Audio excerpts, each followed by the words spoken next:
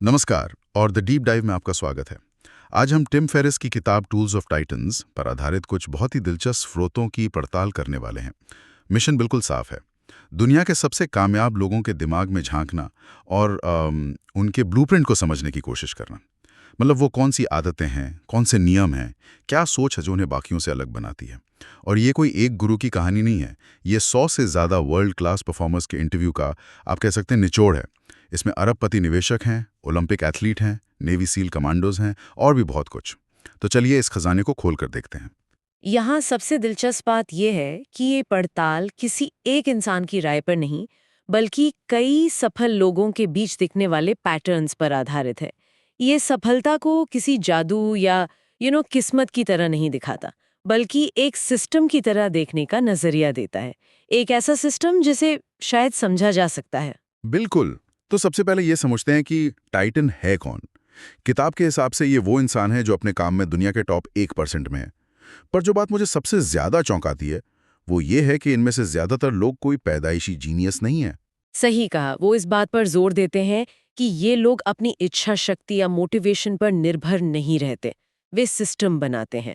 मतलब ये सिर्फ ज्यादा घंटे काम करने के बारे में नहीं है, बल्कि सही चीजों पर सही तरीके से काम करने का एक ढांचा बनाने के बारे में है। सक्सेस कोई तुक्का नहीं है, इसे बाकायदा डिजाइन किया जा सकता है। ये सुनने में तो बहुत अच्छा लगता है, पर क्या ये थोड़ा मैकेनिकल नहीं है? मेरा मतलब है, क्या हर चीज को एक सिस्टम में बांधने से जिंदगी की जो वो स्पॉन्टेनियस क्रिएटिविटी होती है वो खत्म नहीं हो जाती? बहुत अच्छा सवाल है, और टाइटन्स का जवाब होगा नहीं। सिस्टम आपको आजादी देता है। सोचिए, जब आपके जरूरी काम जैसे सेहत या पैसे एक सिस्टम पर चल रहे हों, तो आपका दिमाग बड़ी और क्रिएटिव चीजों के बारे में सोचने के लिए आजाद हो जाता है। सिस्टम यहाँ नौकर है, मालिक नहीं। चलिए इसी डिजाइन को समझते हैं। किताब को 3 हिस्सों में बांटा गया है, हेल्दी, वेल्दी और वाइज, यानी स्वास्थ्य, धन और विवेक। मुझे हैरानी हुई कि शुरुआत पैसे या दिमाग से नहीं, सेहत से होती है। आमतौर पर तो सफलता मतलब पैसा होता है। क्योंकि टॉप परफॉर्मर्स के लिए असली करेंसी पैसा नहीं, ऊर्जा है। शारीरिक और मानसिक ऊर्जा।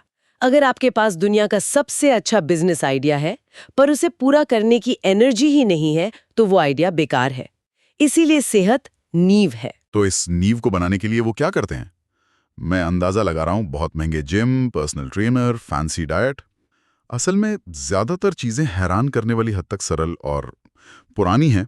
जैसे लगभग हर कोई किसी न किसी तरह का मेडिटेशन या माइंडफुलनेस प्रैक्टिस करता है। सुबह उठकर बस 5 से 10 मिनट शांत बैठना, ये कोई रॉकेट साइंस नहीं है।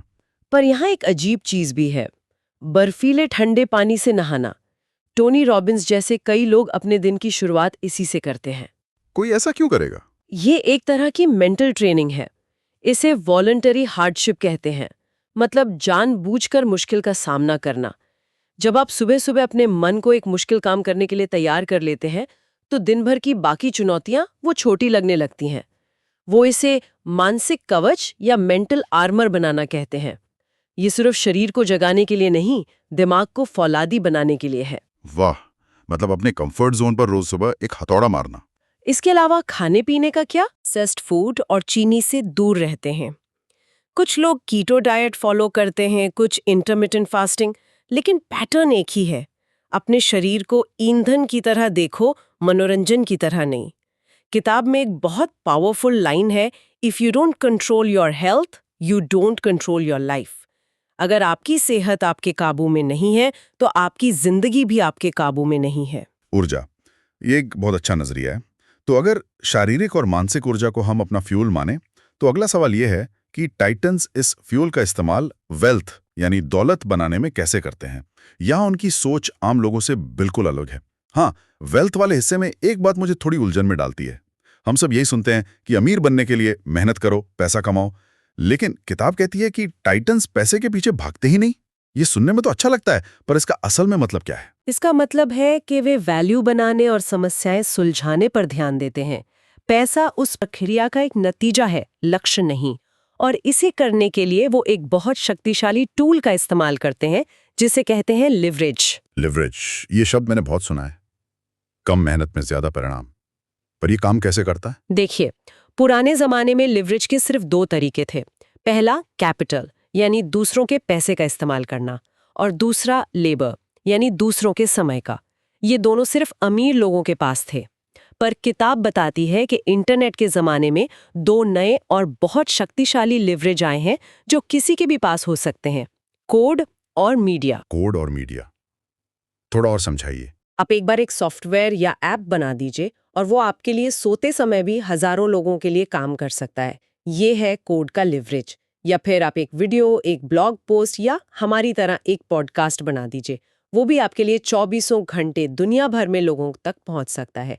ये है मीडिया का लिवरेज। टाइटन्स कड़ी मेहनत नहीं बल्कि स्मार्ट मेहनत में विश्वास रखते हैं और लिवरेज उसी का तरीका है। मतलब ऐसे सिस्टम बनाना जो आपके बिना भी काम करते रहें। और मुझे लगता है कि इसी से जुड़ा हुआ एक और आइडिया है, ना कहना सीखना। ये आज के हसल कल्चर के बिल्कुल खिलाफ जाता है, जहां हर मौके को हाँ कहने के लिए कहा जाता है। बिल्कुल, क्योंकि टाइटन समझते हैं कि उनकी सबसे कीमती चीज पैसा नहीं बल्कि उनका समय और ध्यान है, और हर हाँ उस ध्यान को खर्च करता है। किताब में लेखक डेरिक सिवेर्स का एक बहुत बढ़िया नियम है, if it's not a hell yeah, then it's a no. मतलब अगर आप किसी मौके को लेकर बहुत ज्यादा उत्साहित नहीं है तो उसका जवाब सीधा ना है, शायद, या देखते हैं जैसा कुछ नहीं। ये तो बहुत मुश्किल होगा। लोगों को नाराज करने का डर भी तो होता है। लेकिन वे लंबी अवधि का सोचते हैं। वे जानते हैं कि 10 साधारण मौकों को ना कहकर ही वे एक असाधारण मौके को हाँ कह पाएंगे। यह भी 80-20 नियम जैसा ही है। 80% परिणाम आपके 20% कामों से आते हैं। टाइटन्स का काम उन 20% कामों को पहचानना और बाकी 80% को बेरहमी से हटाना है। ठीक है, तो आप हेल्दी हैं, आपके पास ऊर्जा है, आपने लिवरेज और फोकस का इस्तेमाल करके वेल्थ भी बना ली। अब तो जिंदगी सेट है ना? सारी समस्याएं खत्म। यही सबसे बड़ा मिथक है। किताब के मुताबिक असली खेल तो अब शुरू होता है। तीसरा और सबसे कम समझा जाने वाला हिस्सा है वाइज, यानी विवेक। ये बाहरी दुनिया से हटकर अंदर की दुनिया का खेल है। डर, असफलता, बेचैनी और जिंदगी के मतलब से कैसे निपटा जाए। और यहीं पर वो मशहूर लाइन आती है, success without fulfilment is the ultimate failure. यानी संतुष्टि के बिना सफलता सबसे बड़ी असफलता है। बिल्कुल। कई टाइटन्स अपनी कहानी में बताते हैं कि जब वे सफलता के शिखर पर पहुंचे तो उन्हें एहसास हुआ कि वे अब भी खुश या शांत नहीं हैं।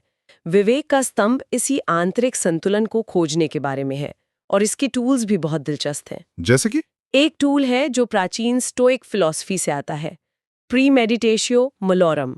इसका मतलब है बुराई का पूर्वाभ्यास। ये तो बहुत नेगेटिव और डिप्रेसिंग लगता है। मतलब पहले से ही सबसे बुरे के बारे में सोचना। सुनने में ऐसा लगता है, पर इसका असर उल्टा होता है। जब आप किसी काम को करने से पहले उसके सबसे बुरे नतीजों की कल्पना कर लेते हैं, मान लीजिए आपकी नौकरी चली गई, आपका बिजनेस फेल हो गया, और फिर आप उसे स्वीकार कर लेते हैं, तो उस चीज का डर आपके ऊपर से खत्म हो जाता है। आप समझ जाते हैं कि अगर सबसे बुरा भी हुआ तो आप उसे संभाल लेंगे। ये डर को खत्म करने का एक एंटीडोट है। ये आपको एक्शन लेने की हिम्मत देता है। तो ये डर को भगाने का नहीं बल्कि डर का सामना करने का तरीका है। और कोई टूल? दूसरा सबसे आम टूल है जर्नलिंग, यानी रोज सुबह या रात को अपने विचारों को बिना किसी फिल्टर के लिखना। सुनने में ये बहुत आसान लगता है ना? एक अरबपति की सफलता का राज, एक डायरी लिखना। हाँ, थोड़ा अजीब तो है। इससे क्या होता है?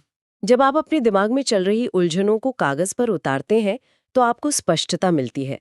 आप अपनी समस्याओं को बाहर से देख पाते हैं। ये अपने दिमाग को डी-क्लटर करने जैसा है। ये सोचने का एक टूल है, सिर्फ लिखने का नहीं। तो अगर हम इन सब बातों को जोड़कर देखें, हेल्दी, वेल्दी और वाइज, तो वो कौन सी आदतें हैं जो लगभग हर टाइटन में एक कॉमन ऑपरेटिंग सिस्टम की तरह काम करती हैं? कुछ आदतें लगभग यूनिवर्सल हैं। पहली, वे सब बहुत ज्यादा पढ़ते हैं। वे जानकारी के भूखे होते हैं।